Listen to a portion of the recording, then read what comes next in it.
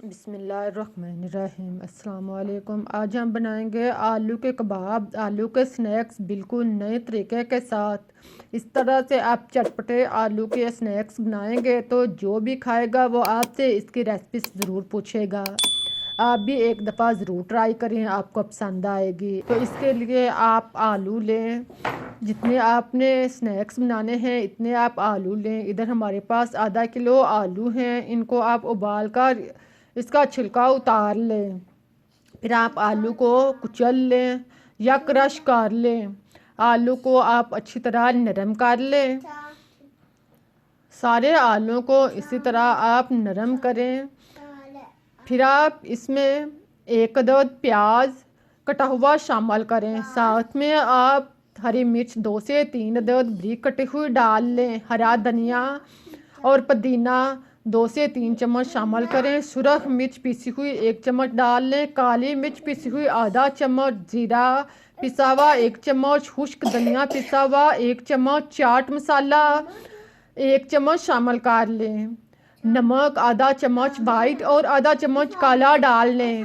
फिर आप इसमें लीमू का रस, 1 अदद लीमू का रस आप इसमें शामिल कर लें। इसके आप बीज जो हैं वो इसके अंदर ना जाने दें। लीमू का रस डालने के बाद अब आप इसको मिक्स करें।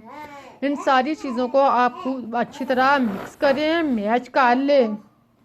सारे मसाला जात को आप आलूओं के अंदर खूब अच्छी तरह गूंद लें। फिर आप हाथों के ऊपर थोड़ा सा ऑयल लगाएं। थोड़ा सा अमेज़ा लेकर आप इसको पहले एक हाथ में मुट्ठी की शक्ल में बनाएं। फिर आप दूसरे हाथ पर रख कर इसको घुमाएं और इसका इस तरह का कबाब या टिक्की की तरह बना लें। इस तरह आप इसके कबाब जो हैं वो तैयार करें। इसी तरह आप बाकी कबाब जो हैं वो तैयार कर लें। थोड़ा थोड़ा मज़ा लेते जाएं, जो ना ज़्यादा बड़ा हो और ना ज़्यादा छोटा हो। मुनासिब साइज़ के कबाब की तरह, टिक्की की तरह आप इसको तैयार करें। इसको आप तैयार करके प्लेट में रखते जाएं। इसी तरह आप बाकी सारे कबाब भी तैयार करें। देखें हमारे पास कबाब जो हैं वो 10 से 12 अदद तैयार हुए हैं। इनको एक साइड पर रखें। अब 2 चम्मच मैदा लें, 2 चम्मच बेसन लें। इन दोनों चीज़ों को एक जितनी मकदार में डालकर मिक्स कर लें।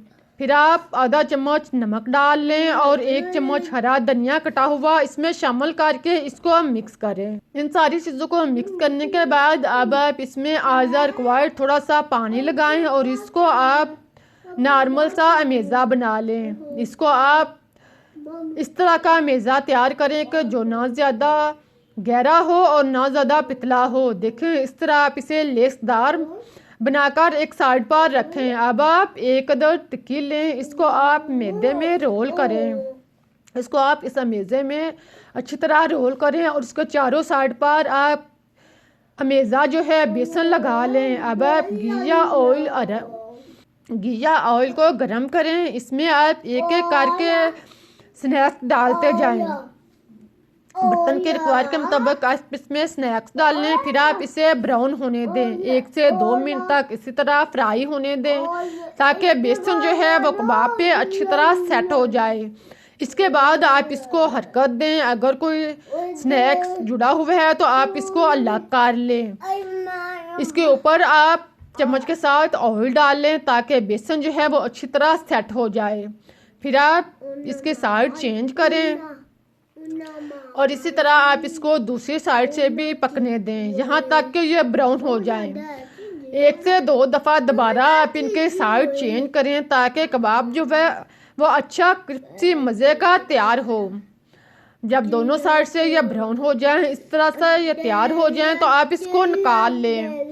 इसको आप निकाल कर जालीदार बर्तन पे रखें या टिश्यू पेपर पर रखें ताकि इसका ऑयल जो है वो अच्छी तरह रिमूव हो जाए, जज़ब हो जाए। इसी तरह इनको तैयार करने के बाद आप बाकी कबाब भी इसी तरह तैयार कर लें। देखें कितने अच्छे और मज़े के स्नैक्स जो हैं वो तैयार हुए हैं। इस तरह से आप इसे बनाएंगे तो सभी को पसंद आएंगे। आप इसे केचप के साथ या चाय के साथ या आप इसे हरी चटनी के साथ लें। बहुत ही मज़ेदार कबाब हैं।